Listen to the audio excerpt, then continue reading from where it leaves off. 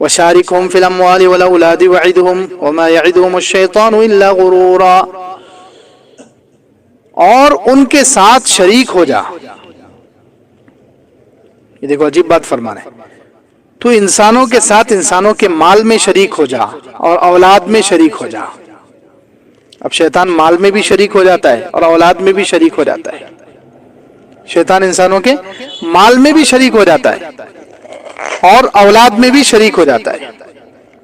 لیکن طریقے کیا ہے؟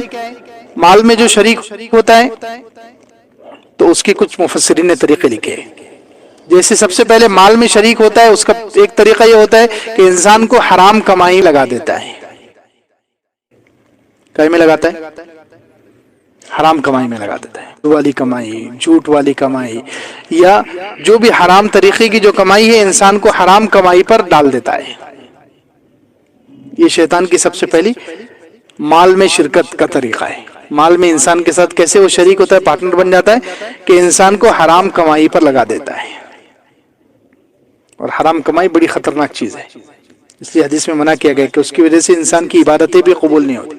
جب انسان حرام کمائی میں لگ گیا تو پھر اس کی عبادتیں بیکار، اس کی دعائیں بیکار، اس کی دعائیں قبول نہیں ہوگی. حدیث میں ہے کہ اس کی عبادتیں قبول نہیں ہوگی جو حرام کمائی کرے. حرام کمائی کرے اور حرام کھائے، کمائی میں انسان کو لگا دے گا، حرام طریقے سے کمانے لگائے گا. آج کل دیکھو، آج کل یہ بہت زیادہ ہو گیا ہے، اللہ حفاظت فرمائے. حالانکہ کمائی کو بہت اہمیت سے انسان نے نظر رکھنی چاہیے کہ کہیں میری کمائی میں حرام چیز تو داخل نہیں ہو رہی، میرے کھانے میں کوئی حرام چیز تو داخل نہیں ہو رہی، کیونکہ یہ مسلمان کا پیٹرول ہے. کھانا، کمائی، یہ انسان کا کیا ہے؟ مسلمان کا پیٹرول ہے. یہ جتنا اچھا رہے گا اتنا انسان کا بدن جو ہے عبادتوں پر، اعمال پر چلے گا. اور اگر کمائی غلط ہے، حرام کمائی یا حرام کھانا جا رہا ہے اندر، تو پھر کبھی بھی آدمی، اس کے جذبات، اس کے خیالات کبھی بھی اچھے نہیں ہو سکتے. اس کے جذبات، اس کے خیالات سب برے ہی رہیں گے.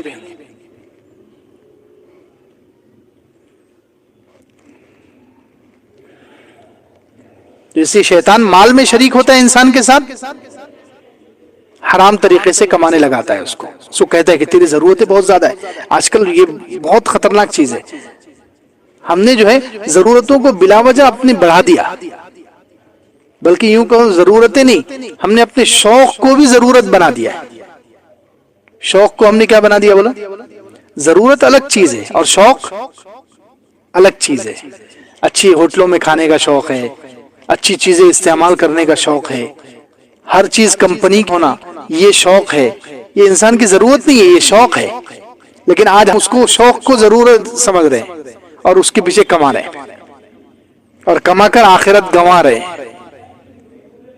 کچھ چیزیں شوق ہے، ہم نے شوقوں کو، اپنے شوق کو ہم نے ضرورت سمجھ لیا ہے. شوق کو ہم نے کیا سمجھ لیا ہے؟ بولو ضرورت الگ ہے کہ اتنا کھانا جس سے انسان زندہ رہے، جس سے انسان عبادت کر سکے، اللہ کو خوش رکھے، اللہ کو راضی کر سکے، اپنی آخرت کی تیاری کر سکے. یہ ضرورت کے مطابق کھانا، پہننا اور ضرورت کے مطابق مکان، یہ تو کمانا جائز ہے بلکہ عبادت ہے. لیکن اب ہم لوگ جو ہے ضرورت سے آگے بڑھ کر اکثر چیزیں شوق کے لیے کر رہے ہیں. اکثر ہماری کمائی اور کمائی میں جو وقت ہے وہ شوق کے لیے ہو رہا ہے، اور ہم اس کو، شیطان ہمیں تسلی دے رہا ہے. یہ شیطان مال میں شرکت کر، شیطان کیا ہے؟ ہمیں تسلی دے رہا ہے کہ یہ تو ہماری ضرورت ہے، حالانکہ وہ ضرورت نہیں ہے. تو اب اس کے لیے کیا ہے؟ پھر جب ہمارا شوق جو ہے حلال طریقے سے پورا نہیں ہو رہا تو پھر وہ کیا کر رہا ہے؟ حرام کمانے لگا رہا ہے. حرام کمائی میں ہمیں داخل کر دیتا ہے، حرام راستوں میں. کسی بھی کمپنی میں، کوئی نئی کمپنی کھلی، کسی کا مارکیٹ میں کوئی کمانے کی نئی لائن آ گئی، تو علماء سے ہم پوچھتے بھی نہیں، ڈائریکٹ چلے گئے کہ بھئی ضرورت ہے مجھے، ابھی 10,000 میں میرے خرچے پورے نہیں ہو رہے، 12,000 15,000 لگ رہے، تو چلو 10,000 ابھی تنخواہ ہے اور 2-4 ہزار کی میں نوکری ڈھونڈتا ہوں. اور وہ وہاں بغیر علماء سے تحقیق کیے وہ نوکری جوائن کر لے رہے، وہ کمپنی جوائن کر لے رہے، تحقیق بھی نہیں کر رہے. اور بہت سے لوگ اسی لیے تحقیق نہیں کرتے، یہ بھی ایک عجیب بات ہے، بہت سارے لوگ اسی لیے تحقیق نہیں کرتے کہ اگر تحقیق ہو گئی اور معلوم ہو گیا یہ حرام ہے تو پھر اس سے رکنا پڑے گا، اس سے رکنا پڑے گا، جانے دو، جیسے چلنے دو. یہ عذر اللہ تعالیٰ کے پاس نہیں چلے گا, یہ بہانہ نہیں چلے گا کہ ہمیں معلوم نہیں تھا یہ کمپنی میں کام کرنا جائز ہے یا ناجائز ہے. اللہ تعالیٰ کے پاس جو سوال ہوگا تو یہ ہوگا کہ تم نے یہ کمپنی جوائن کرنے سے پہلے کسی عالم سے تحقیق کیے تھے, یہ سوال ہونے والا ہے. یہ کام جائز ہے یا ناجائز آپ نے پہلے پوچھے تھے, نہیں پوچھے تو پکڑ. یہ نہیں کہ بغیر پوچھے ہم نے کوئی حرام کام کر لیے تو اللہ تعالیٰ چھوڑ دیں گے ہمیں, کہ ہمیں معلوم ہی نہیں ہے. ہمیں تو شریعت نے حکم دیا ہے کہ جو بھی کام کرو پہلے اس کے بارے میں علم حاصل کر لو کہ اس کی کس حد تک یہ جائز ہے, یا جائز ہے یا ناجائز ہے. اگر بغیر تحقیق کے کوئی کام شروع کر دے تو پھر حرام ہو جائے گا, تو پھر مسئلہ کھڑا ہو جائے گا. اس لیے شیطان جو ہے کیا کرتا ہے, مال میں شریک ہوتا ہے انسان کے ساتھ. کیسے؟ اس کو حرام کمانے پر مجبور کر دیتا ہے. اس کے سامنے ایسی خواہشیں, ایسی ضرورتیں بنا کر پیش کرے گا کہ تیری اتنی ضرورتیں ہیں, اب تو حلال طریقے سے کمائے گا تو تیری ضرورتیں کہاں پوری ہوگی, جانے دے حرام میں گھس جا. سود سے کما لے, سود سے پیسے دے دے, جھوٹ بول کر کما لے, دھوکہ دے کر کما لے, خیانت کر کے کما لے. تو یہ شیطان کی شرکت ہے. شیطان انسان کے ساتھ مال میں شریک ہو جاتا ہے, حرام طریقے سے کمانے لگتا ہے. ایک کی دوسرے مال میں شیطان انسان کے ساتھ شریک ہوتا ہے, پارٹنر بنتا ہے. کیسے؟ کہ اس کو حلال کمائی حرام جگہ خرچ کرنے لگاتا ہے, گناہوں میں خرچ کرنے لگاتا ہے. یہ بھی سمجھو شیطان مال میں ہمارے شریک ہو گیا. اگر ہم کما رہے ہیں حلال لیکن اس کو لا کر گناہ میں لگا رہے ہیں. کس میں لگا رہے ہیں؟ گناہ میں لگا رہے ہیں, گناہ میں خرچ کرنے لگاتا ہے شیطان. اس طریقے سے وہ حلال مال میں بھی ہمارا پارٹنر بن جاتا ہے, شریک ہو جاتا ہے. کہ وہ حلال مال کو کہاں خرچ کرنے لگاتا ہے؟ گناہ میں, حرام میں, حرام کاموں میں خرچ کرنے. جیسے شادی کے موقع پر ڈھول تاشا, ڈی جے, گانے, میوزک پورے محلے میں گزری. اب وہ جو خرچ ہو رہا ہے اس پر, جتنے ہزار کے بھی وہ ڈی جے ہیں اور یا پھر کرائے پر لائے ہوئے, وہ پورا حرام میں جا رہا ہے. تو یہ گویا شیطان ہمارے مال میں شریک ہو گیا. شیطان ہمارے مال میں شریک ہو گیا. یہ شیطان کے مال میں شریک ہونے کا دوسرا طریقہ ہے کہ وہ حلال مال کو حرام میں خرچ کروائے گا, گناہ میں خرچ کروائے گا. تیسرا طریقہ, شیطان مال میں شریک ہوتا ہے, مال میں ہمارا پارٹنر بن جاتا ہے. تیسرا طریقہ یہ ہے کہ وہ حلال مال کو فضول خرچیوں میں لگاتا ہے.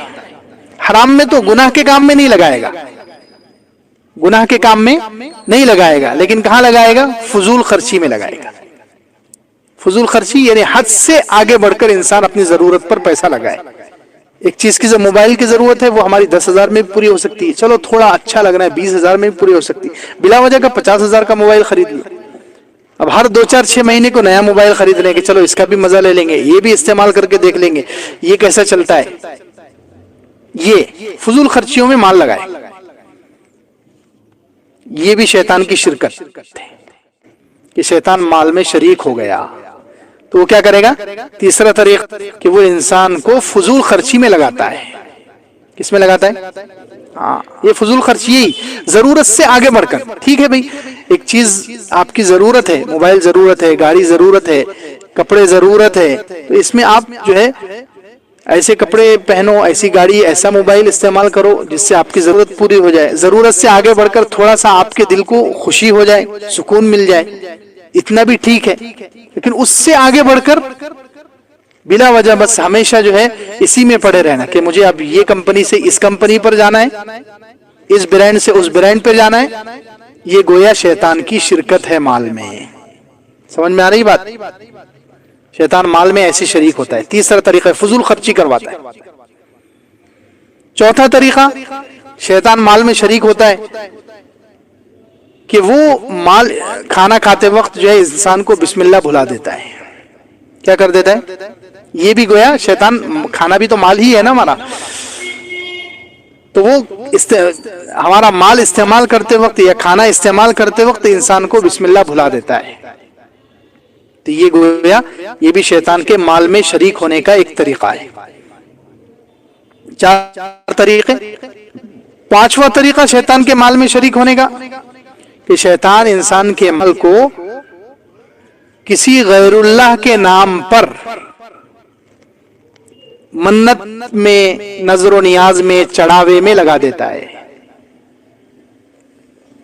جیسے بہت سارے لوگ پہلے زمانے میں مشرکین کرتے تھے.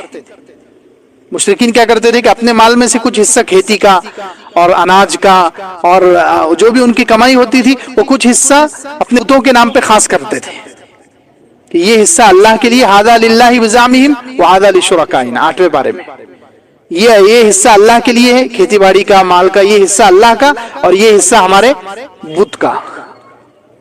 وقالوا هذه انعام وحرث حجر لا يطعمها الا من نشاء بزعمهم وانعام حرم ظهورها وانعام لا يذكرون اسم الله عليه افتراء. کچھ جانوروں کو خاص کر دیتے کہ یہ جانور کا ہم دودھ استعمال نہیں کریں گے، اس کی پیٹھ پر سواری نہیں کریں گے، یہ جانور ہمارے فلاں بت کے لیے. تو ایسے وہ انسان کے مال کو غیر اللہ کے نام پر خاص کرنے لگاتا ہے. جیسے مسلمان آج کل کسی پیر کے نام پر جانور چھوڑ دیتے ہیں، کسی بزرگ کے نام پر، کسی مزار کے نام پر بکرا چھوڑ دیا، بیل چھوڑ دیا، یا کوئی دوسری چیز جو ہے کسی بزرگ کے نام پر خاص کر لی، منت مان لی. تو یہ 5واں طریقہ ہے شیطان کے انسان کے مال میں پارٹنر بننے کا. سمجھ میں آگے 5 طریقے شیطان کیسے کیسے انسان کے مال میں شریک ہوتا ہے. یا تو حرام کمانے لگائے گا، یا حلال مال کو گناہ میں خرچ کرنے لگائے گا، یا فضول خرچی کرنے لگائے گا، حلال جگہ ہی لیکن فضول خرچی، حد سے آگے بڑھ کر خرچ کرنے لگائے گا، یا بغیر بسم اللہ کے کھانا کھانے لگائے گا، یا غیر اللہ کے نام پر کوئی چیز چھوڑنے لگائے گا. یہ جانور چھوڑ دو، یہ حصہ فلاں بزرگ کے نام کا رکھ دو، فلاں کے نام کی منت ہے ان کے دربار میں لے جا کر چڑھا دو. یہ شیطان انسان کے مال میں شریک ہو جاتا ہے.